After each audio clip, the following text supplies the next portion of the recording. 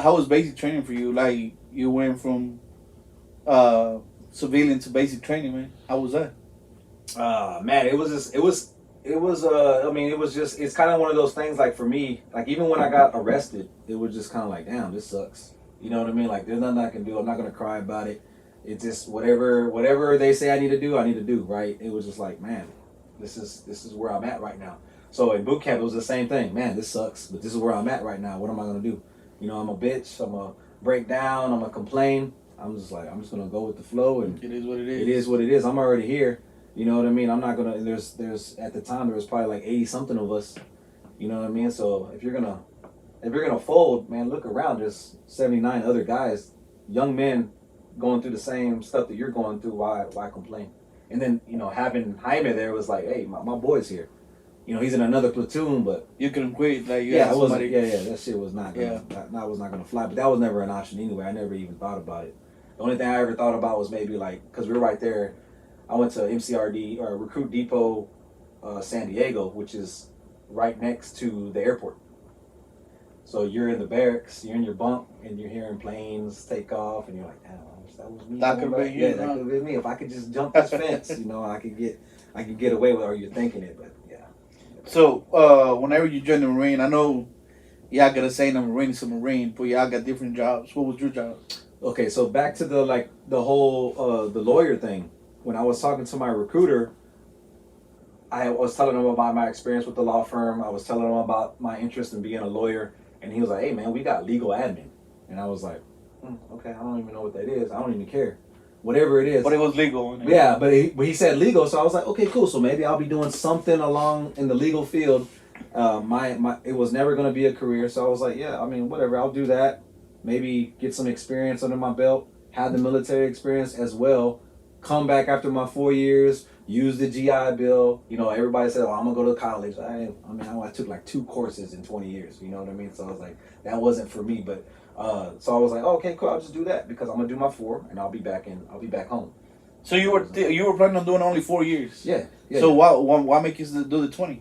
Man, everything just kept falling into place. I mean, it was the best decision that Now looking back in hindsight, you know what I mean? It's like.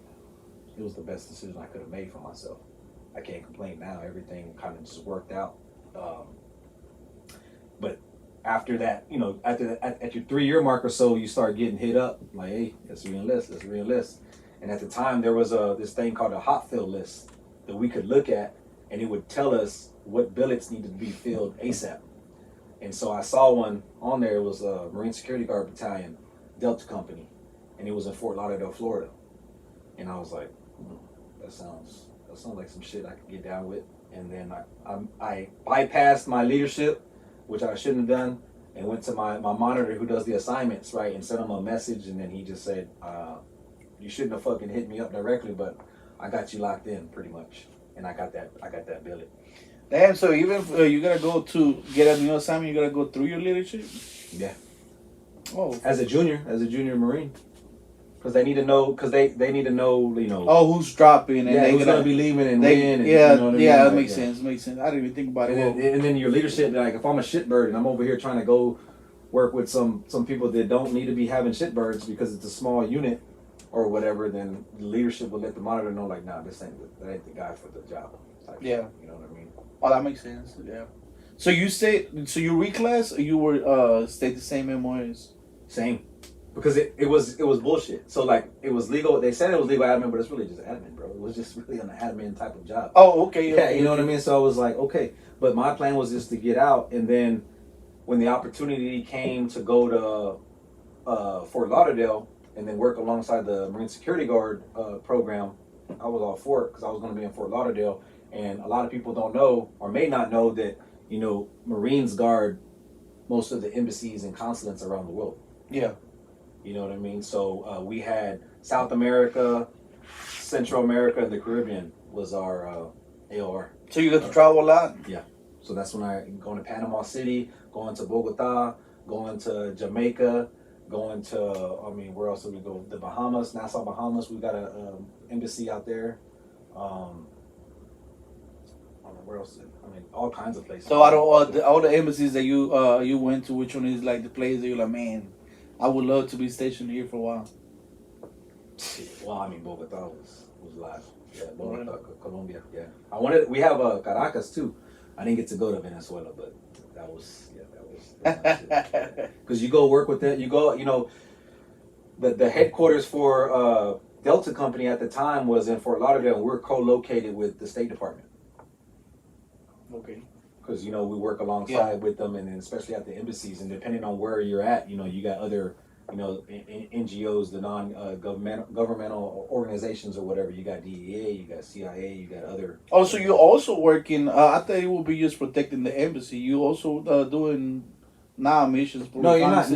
No, you're not doing anything. Yeah, the sole mission is protection of the. Okay, the the embassy, personnel and information. Okay. You know what I mean? But those other organizations, they're working out of the embassy too. You know what I'm saying? So it's like you're working alongside those. And when it comes to security, you got to be working hand in hand with those people. That makes sense.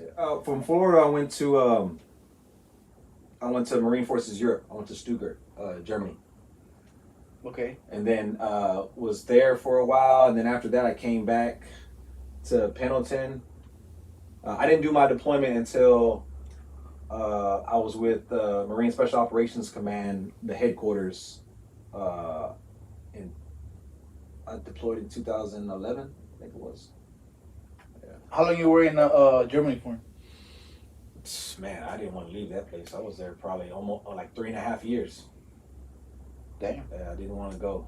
Did not want to go, and then that's when I, got to start rub elbows with the soldiers, the army, because we're on an army base. Oh, okay, in Germany. Yeah, I know, man. Like I got one of my boys over, Taylor. He's been in Germany for a while, but he's the same way. He don't want to come back. Yeah, no. It was at first. It was a culture shock. It's a different environment. It's cold as fuck, but you find ways to get warm. And once you figure out the landscape and how to move around and pick up a little bit of conversational German, and you can start moving and communicating. And so you still know a little bit of German or not? Just enough to break the ice. Because man, I would talk to some of the I would talk to the girls, and I would ask them, hey, because it's real common just to go up to them and say, do you speak English? And they would respond, no, I don't. Like that, no, I don't. So I was like, in English, you just responded that you could, but it's like, okay. So I said, let me go ahead and speak a little bit of, let me take a conversational German class, and then that was my icebreaker. And then after that, man, you say a couple words, their eyes light up, and then you're in. You're good. You do whatever, you know what I mean? That's cool, man. So after that, you say you came back, and that's when you went to, where do you go, Afghanistan or Iraq? On to Afghanistan. Afghanistan? Yeah. How was it over there? I mean, where we were at, I was at the Sea to Soda headquarters, so the Combined Joint Special Operations Task Force.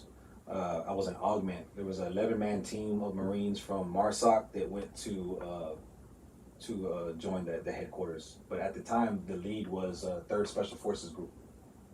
Oh wow! Yeah, they were the ones that were in charge of everything. But you had SEALs. You had Marine Special Operators, and then you had all the other services working in that headquarters too. You had Navy, Air Force, and then you got everybody mixed in. Man, how was that? SEALs and Special Forces together? How was that? Yeah, man. I mean, it's just what it is. I mean, that's the other thing too. Like when I was in after I left, was it Germany? Yeah, after I left Germany and I went back to California, I was a part of. First SMTB, which is Special Missions Training Branch, and the Marine Corps wasn't always part of SOCOM, Special Operations Command. The Marine Corps formed what was called Detachment 1 or Det 1, and that was a pilot program to get an actual Marine unit attached to SOCOM, just to kind of see how that relationship was going to look, integrating the Marine Corps. Marine Corps has never been part of SOCOM before then. We were special operations capable, but we weren't part of that command. It was Army Special Forces, Navy SEALs, of course, Delta, you know what I mean, or whatever. Yeah. So that right there, that was the beginning of the Marine Corps' Special Operations Command. Damn. Yeah, right there. That's what's up, bro. Like, kind of like you were like the test unit to go over there and set it up for everybody else. Yeah, well, they were. Yeah. So yeah, being part of the Special Missions Training Branch, even though I was a non-combat arms guy, Yeah. the team was made up of nothing but recon Marines, Yeah. special operators. You know what I'm saying? They're doing what they were doing was creating deployment certification exercises, or DCE, Yeah. and training special operations companies in preparation for deployment and integration with Special Operations Command. Yeah. How was that going through the ranks though? Man, I mean, it was challenging, but it was kind of like once you get to, for us in the Marine Corps, you're a staff NCO when you're an E6, a staff sergeant. I don't think you're a staff NCO in the Army until you're a sergeant first class, right? Oh, stop sorry. E6? Yeah. You're a staff NCO? Yeah. So, the Marine Corps is so competitive that, man, once I got sergeant and I had to take on that role with like seriously, then it was just like, it's game on.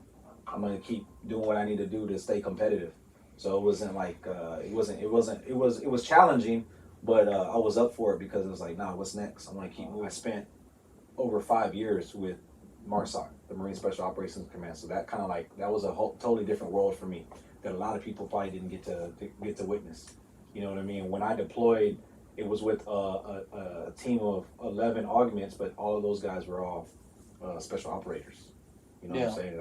And here I am, the non-combat arms guy. But you ended up going out with them? Yeah, going out, we all went together, and then we had a lieutenant colonel, and then we had a bunch of, senior guys, a bunch of staff NCOs, and then we showed up to the headquarters, the Cedar Soda Alpha headquarters, and, obviously, we would do the same thing if it was a Marine-led unit. The Army didn't really want us there, and I don't blame them. But it just took a little bit of time for us to build that relationship. So if you don't get to experience like in a joint environment, you don't really get to appreciate how we come together and how well we work together when